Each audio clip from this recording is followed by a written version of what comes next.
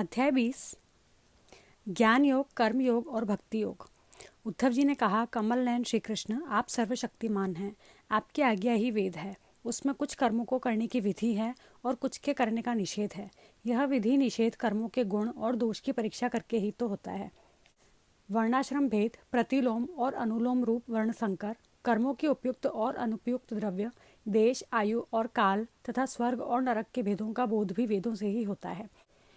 इसमें संदेह नहीं कि आपकी वाणी ही वेद है, परंतु उसमें विधि निषेध ही तो भरा पड़ा है। यदि उसमें गुण और दोष में भेद करने वाली दृष्टि न हो तो वह प्राणियों का कल्याण करने में समर्थ ही कैसे हो।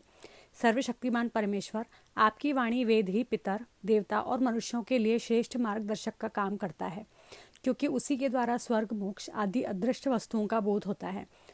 और इस लोक में भी किसका कौन सा साध्य है और क्या साधन, इसका निर्णय भी उसी से होता है। प्रभु, इसमें संदेह नहीं कि गुण और दोषों में भेद दृष्टि आपकी वाणी वेद के ही अनुसार है। किसी की अपनी कल्पना नहीं, परंतु प्रश्न तो यह है कि आपकी वाणी ही भेद का निषेध भी करती है। यह विरोध देखकर मुझे भ्रम हो रहा है। आप कृपा करके मेरा यह भ्रम मिटाइए। भगवान श्री कृष्ण ने कहा, प्रिय उद्धव, मैंने ही वेदों में एवं अन्यत्र भी मनुष्यों का कल्याण करने के लिए अधिकारी भेद से 3 प्रकार के योगों का उपदेश किया है। वे हैं ज्ञान, कर्म और भक्ति। मनुष्य के परम कल्याण के लिए इनके अतिरिक्त और कोई उपाय कहीं नहीं है। उद्धव जी, जो लोग कर्मों तथा उनके फलों से विरक्त हो गए हैं और उनका त्याग कर चुके हैं, वे ज्ञान योग के अधिकारी हैं। इसके विपरीत जिनके चित्त में कर्मों और उनके फलों से वैराग्य नहीं हुआ है, उनमें दुख बुद्धि नहीं हुई है, वे सकाम व्यक्ति कर्म योग के अधिकारी हैं। जो पुरुष न तो अत्यंत विरक्त है और न अत्यंत आसक्त ही है तथा किसी पूर्व जन्म के शुभ कर्म से सौभाग्यवश मेरी लीला कथा आदि में उसकी श्रद्धा हो गई है, वह भक्ति योग का अधिकारी है। उसे भक्ति योग के द्वारा ही सिद्धि मिल सकती है। कर्म के संबंध में जितने भी विधि निषेध हैं, उनके अनुसार तभी तक कर्म करना चाहिए जब तक कर्ममय जगत और उससे प्राप्त होने वाले स्वर्ग आदि सुखों से वैराग्य न हो जाए, अथवा जब तक मेरी लीला कथा के श्रवण कीर्तन आदि में श्रद्धा न हो जाए। उद्धव, इस प्रकार अपने वर्ण और आश्रम के अनुकूल धर्म में स्थित रहकर यज्ञों के द्वारा बिना किसी आशा और कामना के मेरी आराधना करता रहे और निषिद्ध कर्मों से दूर रहकर केवल विहित कर्मों का ही आचरण करे तो उसे स्वर्ग या नरक में नहीं जाना पड़ता। अपने धर्म में निष्ठा रखने वाला पुरुष इस शरीर में रहते रहते ही निषिद्ध कर्म का परित्याग कर देता है और राग आदि मलों से भी मुक्त पवित्र हो जाता है। इसी से अनायास ही उसे आत्म साक्षात्कार रूप विशुद्ध तत्व ज्ञान अथवा द्रुत चित्त होने पर मेरी भक्ति प्राप्त होती है। यह विधि निषेध रूप कर्म का अधिकारी मनुष्य शरीर बहुत ही दुर्लभ है। स्वर्ग और नरक दोनों ही लोकों में रहने वाले जीव इसकी अभिलाषा करते रहते हैं, क्योंकि इसी शरीर में अंतःकरण की शुद्धि होने पर ज्ञान अथवा भक्ति की प्राप्ति हो सकती है। स्वर्ग अथवा नरक का भोग प्रधान शरीर किसी भी साधन के उपयुक्त नहीं है। बुद्धिमान पुरुष को न तो स्वर्ग की अभिलाषा करनी चाहिए और न नरक की ही, और तो क्या, इस मनुष्य शरीर की भी कामना न करनी चाहिए, क्योंकि किसी भी शरीर में गुण, बुद्धि और अभिमान हो जाने से अपने वास्तविक स्वरूप की प्राप्ति के साधन में प्रमाद होने लगता है। यद्यपि यह मनुष्य शरीर है तो मृत्युग्रस्त ही, परंतु इसके द्वारा परमार्थ की सत्य वस्तु की प्राप्ति हो सकती है। बुद्धिमान पुरुष को चाहिए कि यह बात जानकर मृत्यु होने के पूर्व ही सावधान होकर ऐसी साधना कर ले जिससे वह जन्म मृत्यु के चक्कर से सदा के लिए छूट जाए, मुक्त हो जाए। यह शरीर एक वृक्ष है। इसमें घोंसला बनाकर जीव रूप पक्षी निवास करता है। इसे यमराज के दूत प्रतिक्षण काट रहे हैं। जैसे पक्षी कटते हुए वृक्ष को छोड़कर उड़ जाता है, वैसे ही अनासक्त जीव भी इस शरीर को छोड़कर मोक्ष का भागी बन जाता है, परंतु आसक्त जीव दुखी भोगता रहता है। प्रिय उद्धव, ये दिन और रात क्षण क्षण में शरीर की आयु को क्षीण कर रहे हैं। यह जानकर जो भय से कांप उठता है, वह व्यक्ति इसमें आसक्ति छोड़कर परम तत्व का ज्ञान प्राप्त कर लेता है और फिर इसके जीवन मरण से निरपेक्ष होकर अपने आत्मा में ही शांत हो जाता है। यह मनुष्य शरीर समस्त शुभ फलों की प्राप्ति का मूल है और अत्यंत दुर्लभ होने पर भी अनायास सुलभ हो गया है। इस संसार सागर से पार जाने के लिए यह एक सुदृढ़ नौका है। शरण ग्रहण मात्र से ही गुरुदेव इसके केवट बनकर पतवार का संचालन करने लगते हैं और स्मरण मात्र से ही मैं अनुकूल वायु के रूप में इसे लक्ष्य की ओर बढ़ाने लगता हूँ। इतनी सुविधा होने पर भी जो इस शरीर के द्वारा संसार सागर से पार नहीं हो जाता, वह तो अपने हाथों अपने आत्मा का हनन, अधः पतन कर रहा है। प्रिय उद्धव, जब पुरुष दोष दर्शन के कारण कर्मों से उद्विग्न और विरक्त हो जाए तब जितेंद्रिय होकर वह योग में स्थित हो जाए और अभ्यास आत्म अनुसंधान के द्वारा अपना मन मुझ परमात्मा में निश्चल रूप से धारण करे। जब स्थिर करते समय मन चंचल होकर इधर उधर भटकने लगे, तब झटपट बड़ी सावधानी से उसे मनाकर, समझा बुझाकर, फुसलाकर अपने वश में कर ले। इंद्रियों और प्राणों को अपने वश में रखे और मन को एक क्षण के लिए भी स्वतंत्र न छोड़े। उसकी एक एक चाल, एक एक हरकत को देखता रहे।